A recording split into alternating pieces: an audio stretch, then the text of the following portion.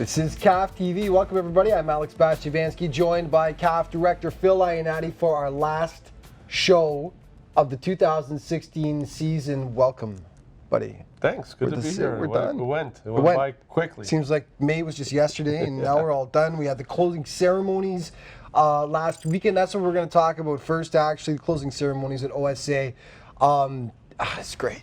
It was a lot of fun. We didn't have the bright sunshine like we had last year at Esther Shiner, but there was still a lot of people that came out, trophy presentations, everything. Great event, wasn't it? We were very fortunate. You know what, Alex? I was expecting rain all day, and we had rain maybe for like 10 minutes. So very fortunate. Weather was nice. It was like 18 degrees. It was a nice, let's say, English, Scottish weather, so it worked out. Stephen Caldwell had no problem with that, did he? I think he brought the weather. He brought the weather with him, yeah. It was a very British feeling kind of day. Actually, as mentioned, Stephen Caldwell, a former captain of TFC, was there, along with Mitch Tainter of TFC2, who was signing autographs. Thrilling for the kids and not even a few adults, actually as well, quite thrilled by the whole thing.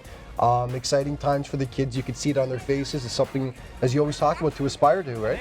Heroes, building heroes. Yep. And you have someone like Mitch Trainer, who was drafted in MLS by TFC, a good American boy that went to school in the States, had some time to talk to him, and just a great guy. He was there. Getting involved in the community is so critical because it's an image. It's an image for TFC. It's his image, and it's important because those young kids are looking up to him. Yep. Same as Steven. Steven's just a class act. We're very fortunate to have him part of our, community right now because he's TFC driven and supporting our program with CAF. He's been there many times and talks very well, and it helps our coaches, helps our development for our program. I'm very, very happy to have him part of us. And we'll get more into the TFC connection as we go on with the show because obviously it grew by leaps and bounds this year. We went from one super group last year, the under 14s, to this year an under 16 group as well as the open group. So the logistics involved in this, there were growing pains, obviously, this year. Yeah. There were growing pains, which is to be expected when you grow the amount that CAF grew. But you know what? Everyone did an incredible job. And I know you want to talk about the volunteers and Scott Mosey, of course, who coordinates everything. They just did a tremendous job this year, didn't they? It's like any business. You're as good as the people beside you. Any soccer team, any organization, the people around you is what makes you successful. And, hats goes off to, Scott Mosey, Adrian Murcia, Mr. Alfredo Garcia as well, and our new person that just joined us, which is Ram Mustafa, and all the volunteers, referees, getting that all put together. It's a lot of work, Alex. Yep. It's an event every single week. You're talking about 2,000 to 3,000 people every Sunday at the 407 location. You're talking about 3 or 4 different locations of super group games going on. You're right, we went from 3 divisions. Mm-hmm. Sorry, one division to 3 divisions, right? Yeah. And you're talking about, we had the U14s last year, very successful. This year we had 14, 16 and an open age, bringing in someone like a Toronto Croatia with such history. Yeah. So we're very, very happy and pleased of where we've grown, and I can only imagine what's going to happen for next year. Yeah. Of course we do cover the super groups on the show with the highlights and stuff the most, but like you said, 407 in Dixie, how many kids every weekend, or how many people every weekend roughly? I'm thinking at least 3,000 people per weekend. Yeah, we've got the footage we've shown about just and how interactive it is, and the people out there, and Dwayne De Rosario's dad, of course, going out, and D-Ro being out there with his academy and stuff like that. But it's an event.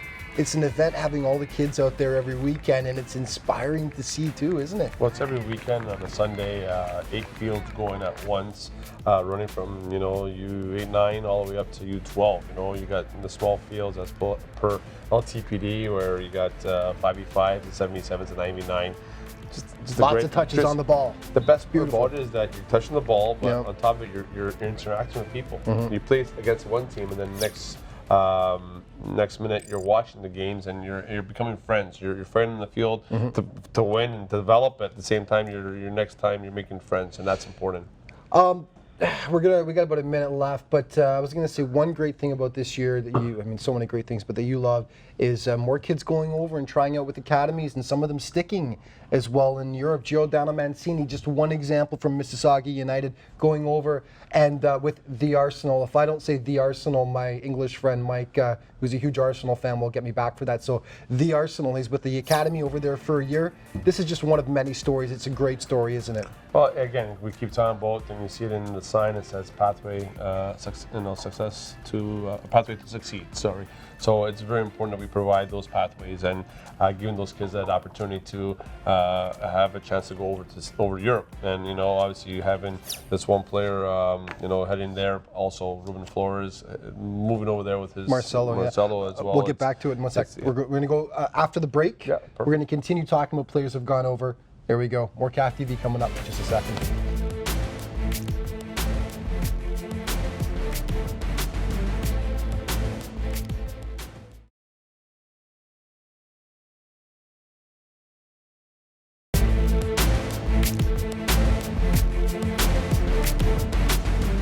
Welcome back to CAF TV. Alex Bastiavansky here in the Rogers studio and joined by CAF Director Phil Ionati as we do our yearly wrap-up of the 2016 outdoor season, which was a tremendous success. And just to continue our discussion, we were talking about players going overseas and getting an opportunity to play with academies in Europe. And you wanted to mention Marcelo, of course, Ruben Flores, a coach with Guelph last year, taking the family over.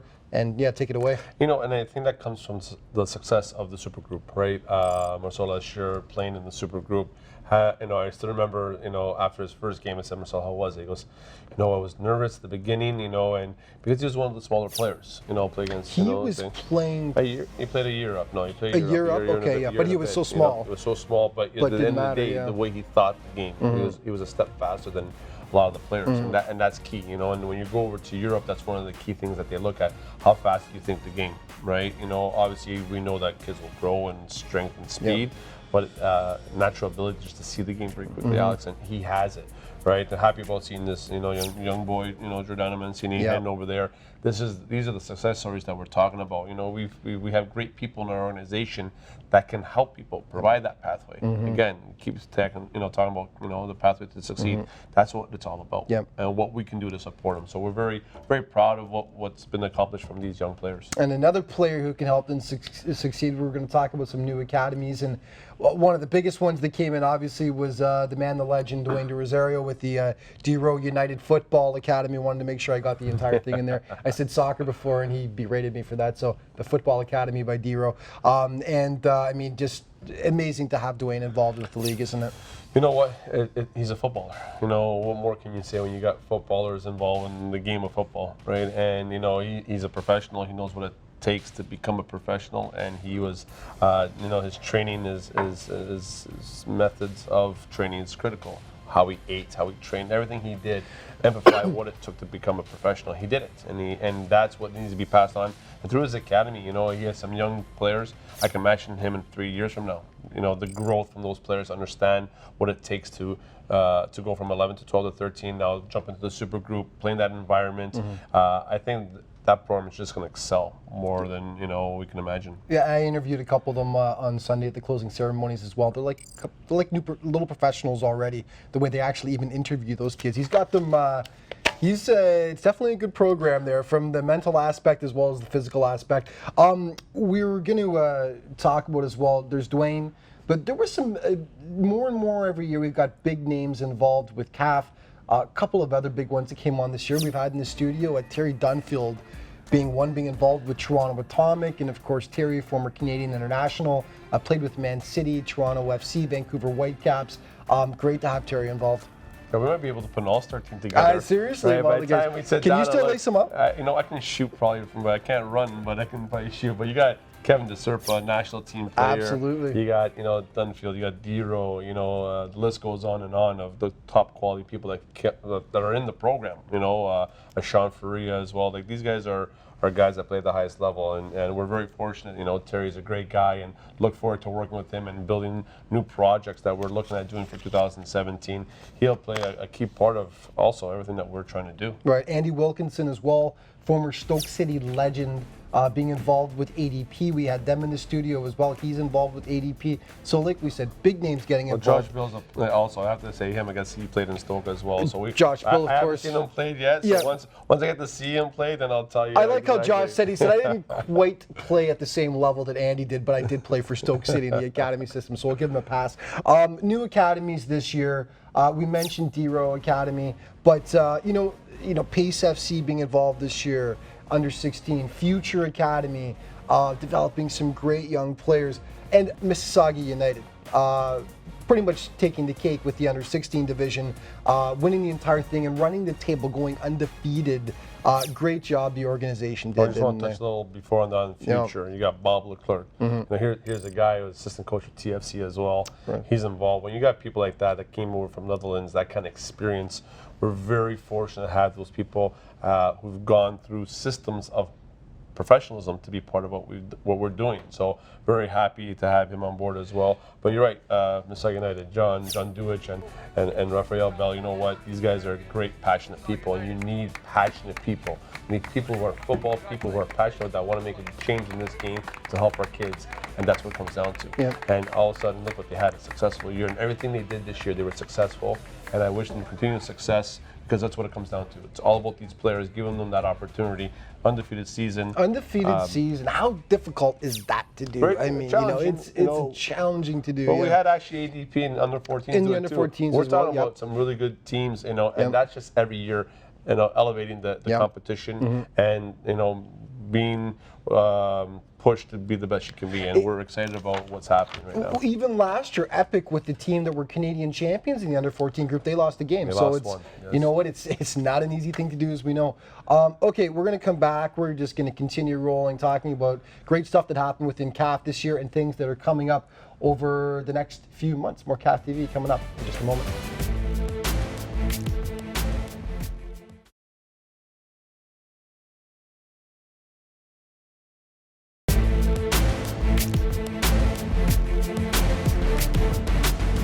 Welcome back to CAF TV. Alex Bastiavansky here in the studio, joined by CAF director Phil Ionati as we do our season wrap-up for the outdoor season in the Canadian Academy of Football this year.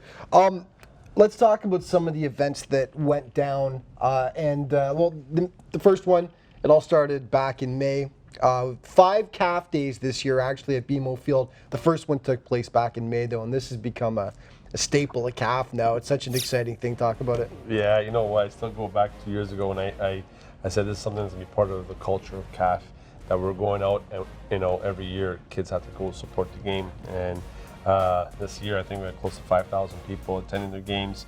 Home opener, if you see the video. And the opening of the stadium. Opening of the new stadium. Yep. What a beautiful stadium it is that they've made for us in the downtown Toronto area.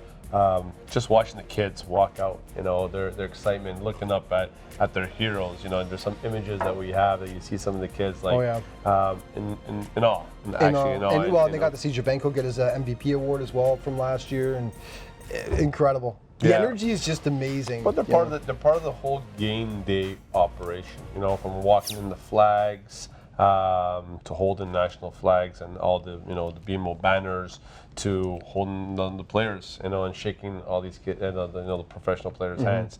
Just a great experience, Alex. And you know what? We were able to do 5 of them, not just one. Home opener was big, but have 5 events and have every participant be involved in it. Just awesome. Another big event that took place, part of the TFC Heritage Series for the 10-year anniversary of Toronto FC, was the honoring of Toronto Metro's Croatia. The 40th anniversary of them winning the Soccer Bowl, the North American Soccer League Championship. It was August 29th. I think that was August 29th was the date. Late August, we'll say, but I think it was the 29th. Absolutely incredible event where some of the former players from Toronto Metro's Croatia were honored on the field. And of course, Toronto Croatia being a part of CAF now, the history going all the way back to 1956 of this club. So the two are intertwined, and it was a great night. That's just an amazing night. You know what? It's the 60th year anniversary this year of Toronto Croatia. 40th for Metros Croatia winning the championship, and on top of it, they just won the super group, right? Group, what a great year for the Croatian community. Just a lot of history put into that, and TFC did a wonderful job of respecting what those players have accomplished in 1976. But look at the players, Eusebio, players that that were showing up that day, and Bob Barucci, Mark Antonio, guys like Jack Brand, who was involved. Dick Howard. You know, there was a Yep. there's a piece of history everywhere that day. Yep. You're looking at it all, and you're like, you know, that those are the guys that built. They're pioneers. They Yep. built the pathway for us, and we're very fortunate, and we have to respect it. And respect goes out to TFC for doing such a great job. The stadium was bouncing. It was amazing. amazing. It's a great environment. And like I said before too, one of the things that really impressed me is that so many of the fans stayed in their seats at halftime to respect the history of the game, and I love seeing that. I love seeing that. You know, everyone wants to go have a beer and stuff like that, but they stayed in their seats, got a big round of applause. You saw high-fiving players as they were going off. A lot of Croatia shirts in the fans, fans wearing Croatia shirts in the stands. It meant so much to the community. Former Toronto Croatia president Joe Pavicic and current president Daniel Jaksic, it's like they were a couple of kids in a candy store. How could you not be? You I know mean, what? they were so I think excited by They were this. playing Croatian music, and all Yeah. the staff of TFC, fantastic job. Right, they were playing music. They had at least 2,000 people in an area that it was just a great atmosphere. And it went on, even a lead up to it. Anyway, we'll get on to something else here, but it was a great event. The Leica 3v3, the second year for this, the 3v3 tournament that took place at the park in the Croatia Park in Milton. And another successful year for it. You know what? It was just great seeing the kids run around playing. You know, is an event that for us it's done very well. We have Brett Mosen who's involved as well through the Koi Report program. Now we're trying to send teams down who won in the older age categories to Disney. So we already have some applying that are going to Disney in January, which is fantastic. I don't know if we have highlights of those games. Oh, we do. Oh, yeah. But I would love for people to see what the 3v3 game does. What does it provide? And it's a triangle everywhere, so there's always an option. And your movement's so important. Those triangles. Once you go from a 3v3 to a 5v5 to a 77 to a 9v9 to a 11v11, triangles everywhere. So it's a starting point for opening up the minds of players at a young age, or even when you get older, to always make sure in your mind you understand 3v3 is critical in your development. About 45 seconds left in this segment. We got to touch on real quick 30 seconds, pardon me, what's coming up in the winter, and we can go into this a little bit in the next segment, but what's happening for the winter? Well, we got the CAF indoor program that's ready to launch in November. We're very excited at that. A lot of members are, looking forward to it, and we're just continuing to build and prepare for next year. We're really excited at the future, which is bright. We're going to take a break. When we come back, we're going to talk about a huge event coming up for CAF. We're just adding to the suspense here. Stick around. More CAF TV coming up in just a moment.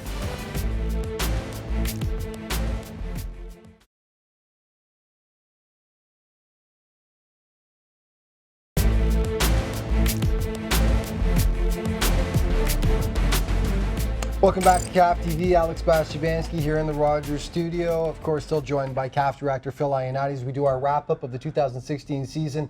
And before Phil takes off, he's a busy guy. He's got a jet. But the huge event coming up is, tell us.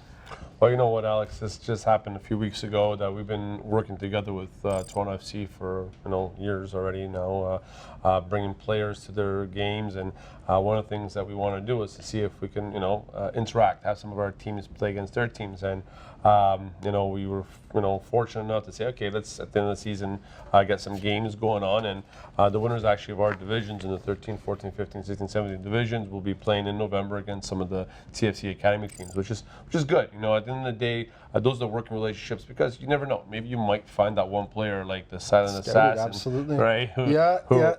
Cheyenne, I'm ready. So you never know. These kids sometimes might not be seen, and all of a sudden, in that kind of environment, they flourish. And the key here is to continue to work together with TFC professional clubs, our provincial programs, or national programs, because you never know when a kid might develop and get to the next level. As long as you're making them push himself, week in, month out, year in, that's critical, because they might get that confidence and also have that jump at 14, 15, 16 that they would never might have been seen, but now they're being seen through this great program that we've built together, right? It's going to be really exciting. If people want to find out more, CAFsoccer.com.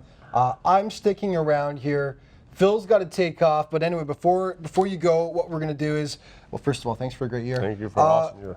We came up with the top 5 plays of the year, the CAF Countdown top 5 plays of the year.